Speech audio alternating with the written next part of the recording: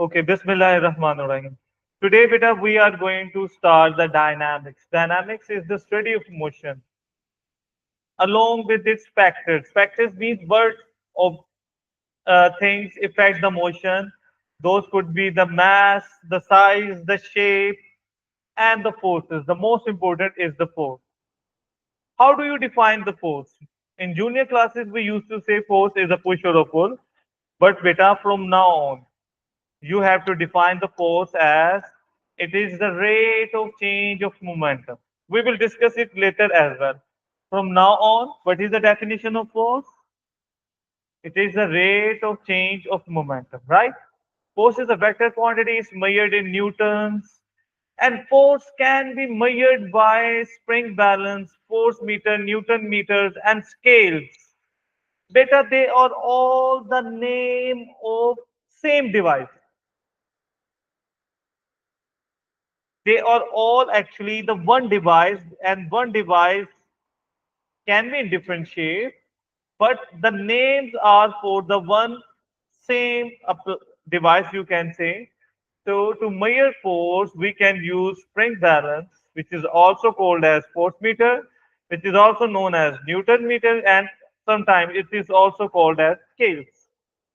A force can only change the shape or the position or the speed or the direction of an object, nothing else than that. Only a force can change only these four, nothing else than that. Okay,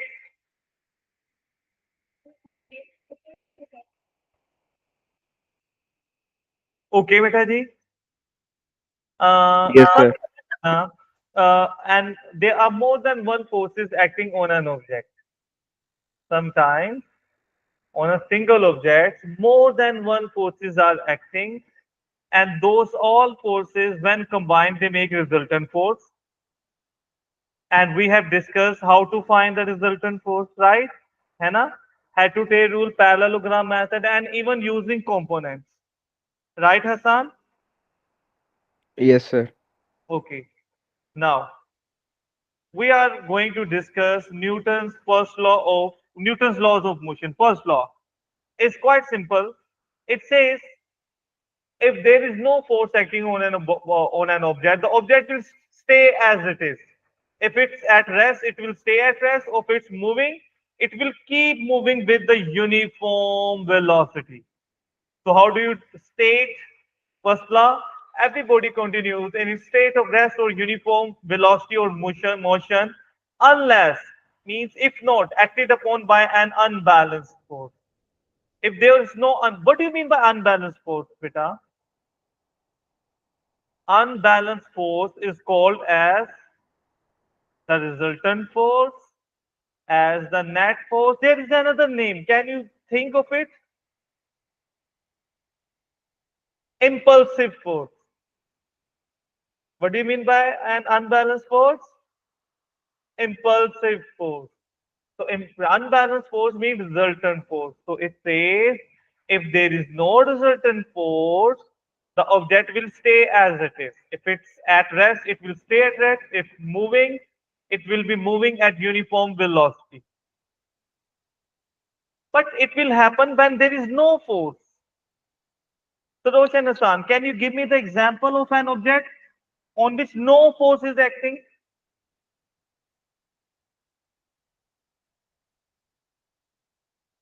No, beta.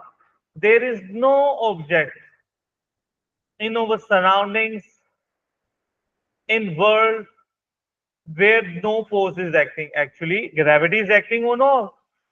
And there are other forces that if the object is moving, resistive forces, drag forces, friction, lifting force, third driving force, many forces are there. So there is no object where there is no force is acting.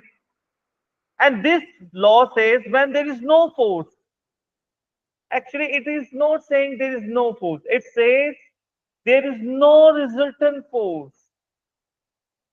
So these laws apply when the resultant force is zero. It doesn't mean that there is no force at all. The situation is if the forces are acting on an object such that they cancel out each other effect, they balance out each other, then their resultant force is zero. Such forces are called balanced forces, and for them resultant force is zero, no resultant force. Right, beta? So the law says it's if it is applicable when there is no resultant force. And how is it possible? That is, the balanced forces will be acting on the object. What do you mean by balanced forces? Who cancel out each other's effect, and overall effect or resultant force comes to be zero. Like, for example, if on an object 10 Newton force acts towards the right and 10 Newton force acts towards the left, then we say resultant force is zero.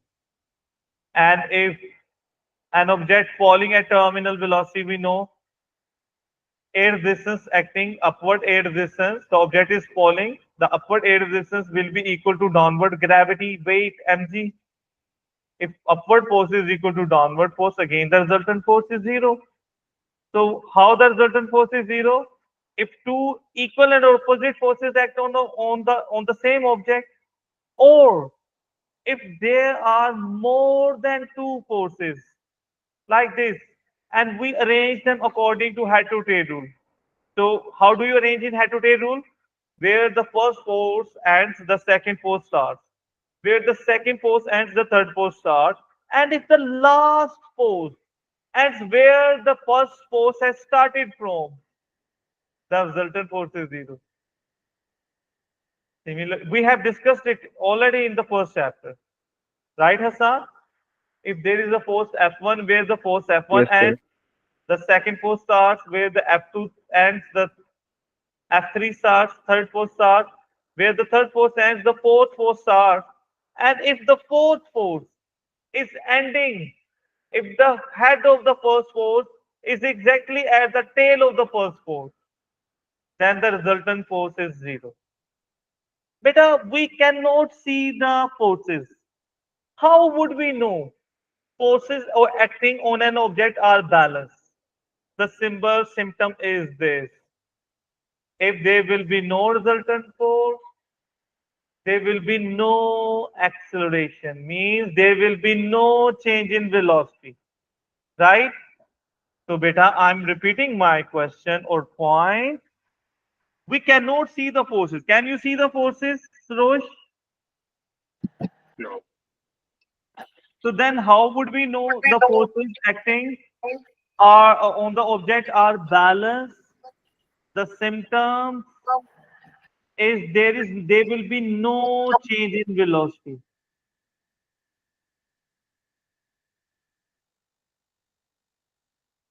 means the acceleration will be zero. Like, object will either be at rest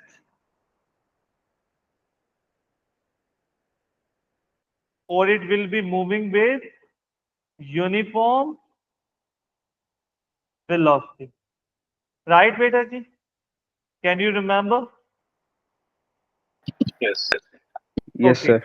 So there is one point. I guess never an exam has come without that point. So from now on, if it is said an object is moving with constant velocity, uniform velocity, then for sure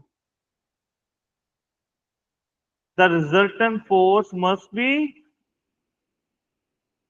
zero. They are actually opposite to each other. If resultant force is zero, that complies, that tells the velocity is uniform. And if the velocity is uniform or constant, the resultant force is zero. Like, if it said an object, a car, is moving towards right, the driving force is 900 Newton. What will be the backward force if it's moving constant speed? Ji Hassan?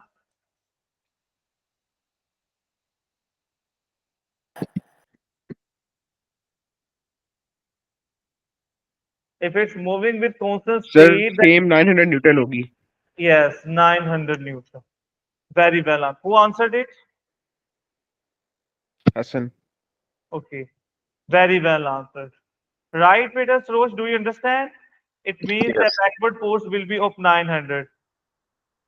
And let's see, if a person is holding a 10 Newton object through the string passing over a pulley, what will be the resultant force acting on the object? Ji Sarosh and Hassan, what do you think is the answer? Zero. Zero. How do you know that? It is said it is holding, the object is at rest. So when there is no change in velocity, the velocity is constant or the object is at rest, then the resultant force will be zero. It means acceleration will also be zero. Zero. So whenever resultant force is zero, acceleration is also zero. Clear, beta? Yes, sir. Why? Why if no force is acting on an object, there will be no change in velocity? Why? That is due to a property of an object called as inertia. Beta, nobody can move or stop unless you force it. It means if you don't apply any force, it will not move or stop. And when anything is not, any person is not doing anything, we say he is reluctant in doing this. He doesn't like to do this. He is resisting to do that. So when beta we have to force someone to do anything means that someone the person is not willing to do that. He is being forced. He is not liking to do that. When somebody is not liking to do something, we say he is resisting. He is reluctant to do that. So beta nobody can change its velocity unless we force it. So every object is reluctant, it's resisting to change its velocity. That reluctance or resistance to change in velocity is called inertia. And when velocity changes, acceleration is produced. In other words, resisting, opposing, being reluctant to change in velocity means reluctance to acceleration, resisting the acceleration, opposing the acceleration. That property of an object is called inertia. In so non-scientific words, how would you explain inertia? And it means no body moving will stop or stop. Body at rest will move by itself. And that difficulty in moving or stopping the object is called the inertia. The more difficult is to move or stop an object, the greater will be its inertia. Now think of it. Which type of objects are difficult to move or stop? G. Heavy objects. Heavy, which are having larger mass. Larger the mass, greater is its inertia. In fact, mass is inertia. Mass is the measure of inertia. Beta, if it in O level, if it is asked, what is the definition of mass? So mass is amount of matter, but you can define mass as well as like that. Mass is the measure of inertia, right? And inertia and mass both oppose the acceleration. Resist the acceleration means larger the mass, difficult to accelerate. Like, tell me, if you apply the force on a cycle to move it by hand, if you apply the same force on the truck or a car, will there be same acceleration? No. The lighter mass will have larger acceleration. The mass with larger mass will have smaller acceleration, and mass with smaller mass will have larger acceleration. So there's inverse proportion between mass and acceleration, and mass means inertia, right? So inertia and mass both are inversely proportional to acceleration. Mass and inertia, they are same. What could be the effect of inertia? Is jerking or jolting, like when you are driving and brakes are applied suddenly, very strongly. What happens to the passengers? They feel a jerk towards in forward direction. Na? Why? Because if the car is moving at a speed of 60, then the speed of every customer is also 60 kilometers per hour, right? So when the strong brakes are applied, the wheels have friction with the brake shoes and the road, so they stop. But there is no friction for the passengers, so they keep going. So they do not change their velocities by themselves. They keep going forward and they feel a jerk or jolt in the forward direction. And similar happens when suddenly the accelerator is pushed very hardly. When an object accelerates, एकदम तेज हो जाए object, what happens? पीछे की तरफ झटका लगता है. We feel a jerk backwards, and that can be very prominent or sometimes dangerous, God forbid, when a person is on the bike or on the horse. There is no support from the back. So when the object accelerates, the person feels a jerk backward. Why? Because before moving, his body was at rest, and as the object accelerates, the lower part of the body is connected with the bike or the horse. So that goes with the vehicle, but the upper part, which was not in contact with the vehicle or the bike or the horse, that wants to stay at rest. So that stays behind. The lower part gets forward and the upper part gets remains as it is. So beta, the lower part now has to push uh, the upper part with it by making that jerk. Right, beta ji? So that jerk is coming due to inertia. Similarly, sometimes there is a cloth on the table, dinner table, and on the cloth there is a jug. And if you pull the cloth very swiftly from underneath of the jug will not move. But you have to pull that cloth very swiftly. Why the jug will stay at its position? Because no object can change its position or velocity by itself. It wants to stay as it is. So jug wants to stay as it is. So that is again due to inertia, right? Now we are going to discuss any questions so far, beta? No, sir. Now we are going to discuss Newton's second law. Beta, sometime you do a project, a test, or a question, and after going through that, you sometimes say, oh, I should have done it like that. I should have changed it. I could have done it better in that way, right? So Newton proposed this law second, as second means it proposed after the first law. But if he would have proposed this first, if before the first law, then first law was not recorded. Actually, this is the most basic of all the Newton's laws, right? And it's quite opposite to the first law. The first law says when there is no resultant force, there will be no acceleration, no change in velocity.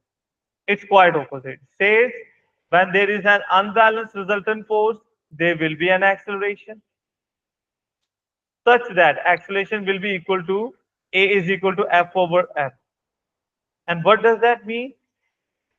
Acceleration is the denominator, numerator is always directly proportional with the answer now. This says the acceleration will be directly proportional to the force applied, but acceleration will be inversely proportional to the mass. The quantity in the denominator is always inverse proportion with the answer on the other side. So acceleration produced is directly proportional to the force, but acceleration is inversely proportional to the mass. And this is what we have already said now. Mass and acceleration are inversely proportional to each other, right? So beta, this is second law. If you rearrange, the mass dividing will multiply here, the formula changes to this. Beta, this is the equation or formula for Newton's second law. And how do you read it? F is equal to ma. But student make a mistake. Beta, what do you mean by F here? Resultant force. Resultant. Never take it F as a force, Rosh. Beta, always take here one mistake the student make here. They think F is a simple force. No, F is always a resultant force, an unbalanced force, or net force, or impulsive force. They all four mean the same. Right, beta? Sarosh, in F is equal to ma, the F is not simply a force. In fact, it is a resultant force or unbalanced or net or impulsive force. Right, Betaji? Can you remember? Now we are going to do 5 questions. The fifth question will be only done by a genius. And fourth question, three is also a bit difficult one. Let us start with the first, easiest one. Hassan, you can, I hope, answer very fast. And I hope the same for the Surosh as well. So can you make a guess what I have drawn here? What it looks like? Airplane. Airplane, very right. And these are four ones are its engines, right? These four crosses are the engines. So this has four engines, and each means one engine can produce a driving force. Thrust means driving force of 20,000 Newton.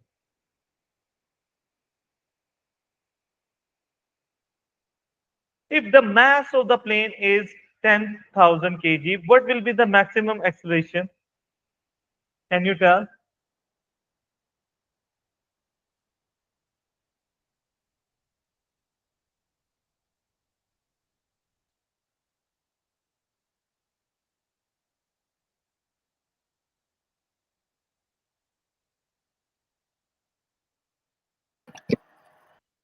I got 8 meters per second square.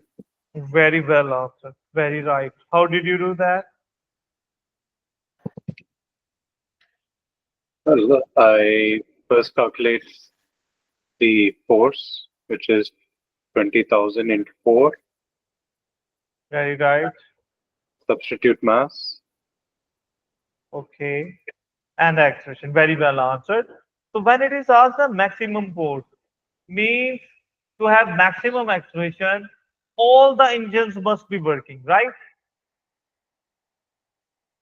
So one engine is 20,000 Newton, then four engine will have four times 20,000. And mass is 10,000, 10,000 multiplied with divided 8 meters per second square is the answer. Very well answered, Surosh. Now I want you to answer. Hassan, did you understand? Sir, I got the same answer. Okay. Question number two. If an object is of 500 gram and is moving with an acceleration of 8 meter per second square, if the forward force on the object is per Newton, it is forward because the object is moving in this direction, accelerating in this direction. What will be the backward force acting on it? I'm waiting for your answer, please. Here.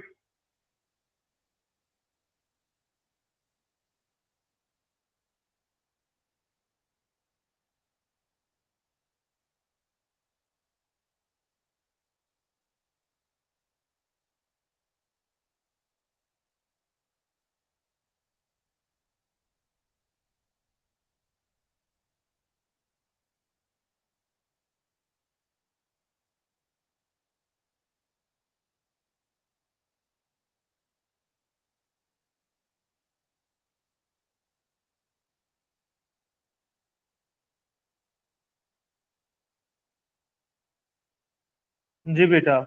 Any answer? I think it is 8 newtons. Yes, it's perfect. How did you do that? First, I find what is the Suppose the backward force is X, right? yes, So Surosh, what is the F? Resultant force. If there are yes, two opposite forces, the resultant force is larger force minus smaller. How do we know the 12 Newton is larger force? Because the object is accelerating in towards right. The acceleration is always parallel to the larger force, in the direction of larger force, right? yes. And mass, 500 grams. We never use the mass in grams in these formulas. So that is to be in kg, divided it by 1000, 0.5 times A. So A will be 8. Oh, sorry, acceleration is 8 here. And when we calculate, solve it out, the X will be 8 Newton. Right, Hassan? Yes, sir. Can I remove? Yes, sir. Now the good questions coming. Surosh, ready? Question number 3. There is an object of 0.2 kg which is moving towards the right, but the force towards the right is 12 Newton and the backward force is 14 Newton. Question is, if at the moment it is at moving at 78 meter per second, what will its final speed be after the 4 seconds? Ji beta, how would you do that?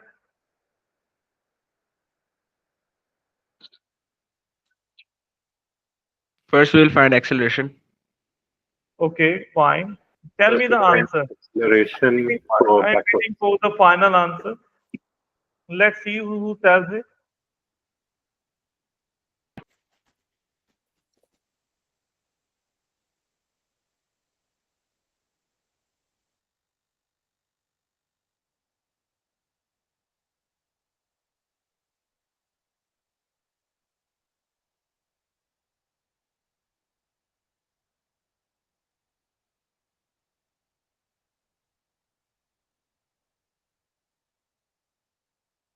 Ji beta.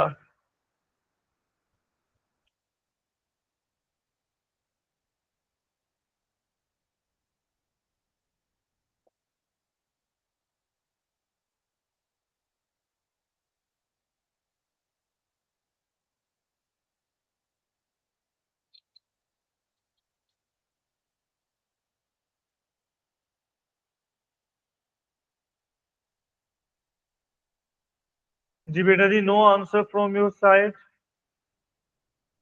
Sarosh and Hassan, are you there? Yes, sir. We are doing it. So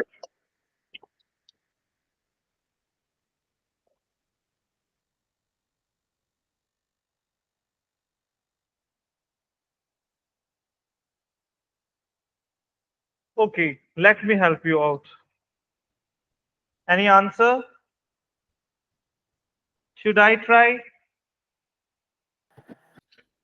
but I do not know if it's correct. What is the answer?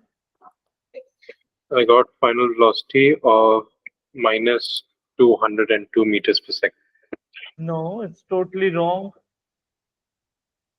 Not even close. Hassan, your answer?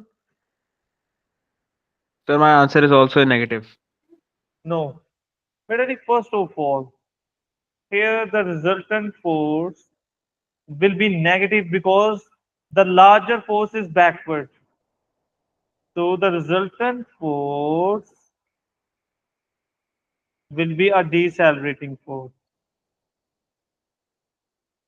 As acceleration is v minus u over t.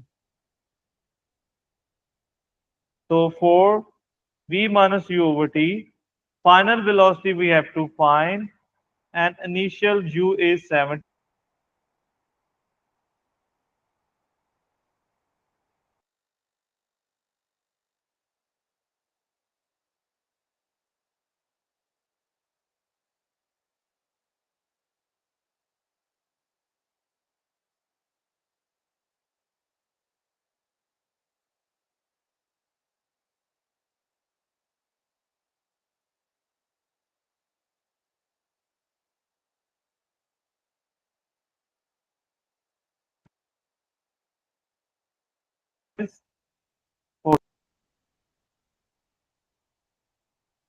Ji, are you there?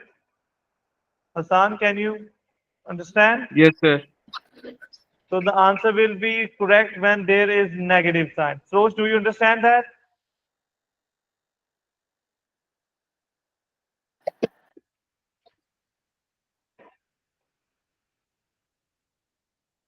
Ji, Saroj and Hassan.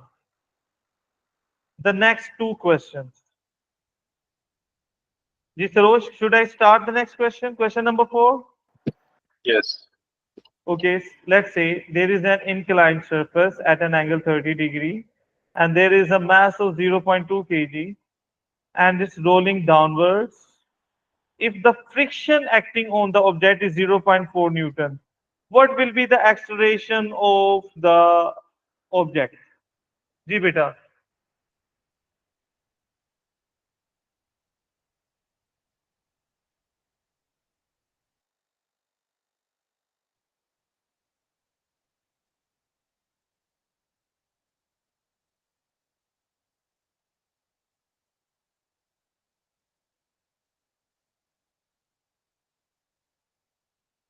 Ji beta ji. Hassan, any idea? First of all, we have discussed the downward force on an object is always mg sine theta.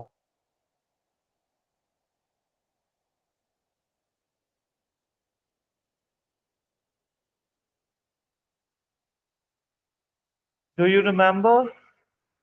Yes, sir. I have told you when we were doing this topic, this will be used. We did this in the chapter number 1 and we derived it there and it was told it will come many a times in your exam. The downward force on the object which is coming along the inclined plane is mg sine theta. So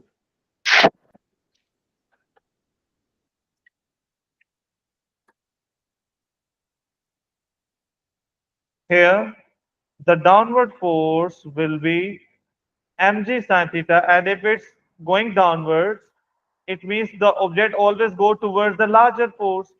So mg sine theta will be a larger force than friction. This is resultant force is equal to ma.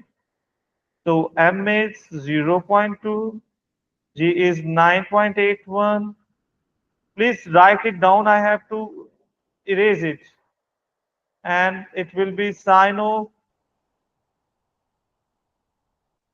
multiply by sine of 30 degree minus friction is zero point 0.4 Newton, mass is zero point 0.2, and now you can find the acceleration.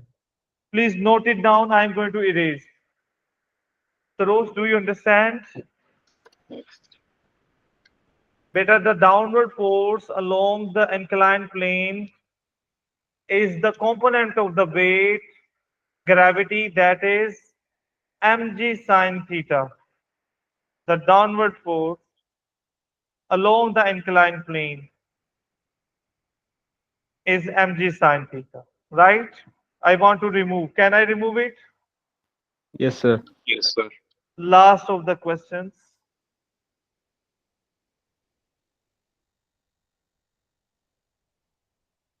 Beta ji, an object of zero point 0.5 kg was moving at 8 meter per second towards the right, but there comes a wooden plank which changes its speed from 8 meter per second towards the right to 6 meter per second towards the top, vertical. 8 meter per second horizontal velocity to change to 6 meter per second vertical velocity in zero point 0.2 second. What will be the force acting on the object? G beta. If you are able to do that question, I will say you are a genius student.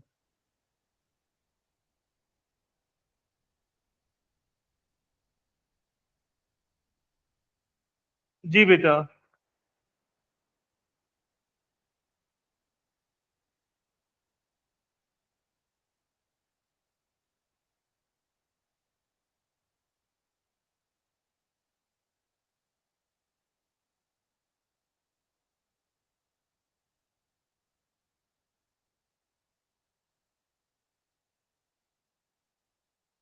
Okay, I'm going to give you a hint. Rather, I'm going to answer. Solve it out, but you have to tell me the correct answer. I'm just going to give you a hint. Sir, You minus 5 newtons. no. Let me just wait. You are very right, very close. How did you do that? Sir, 6 minus 8 over 0.2. No, We'll it's find not the like that. acceleration. It's not like that.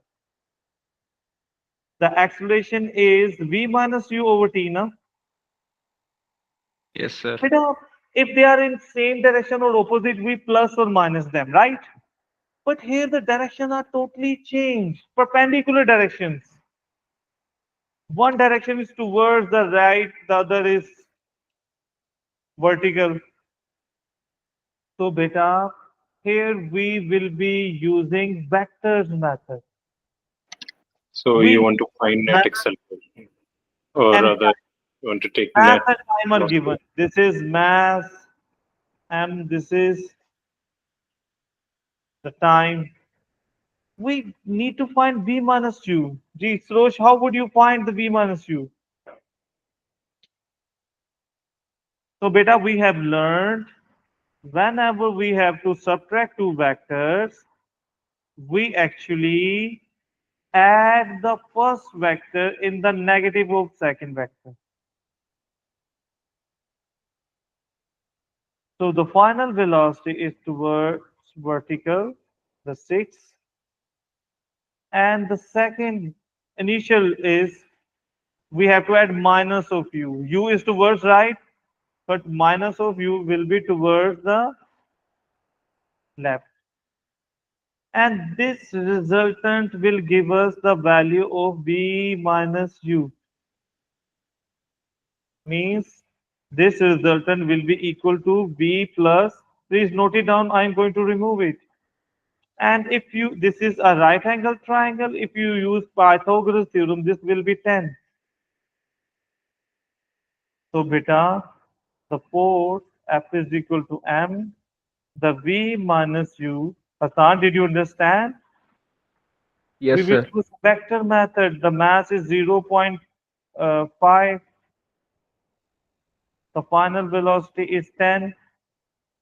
V minus u, sorry, change in velocity or v minus u is 10, and this is 0.2. Now you will solve to find. Please note it down. I'm going to remove it.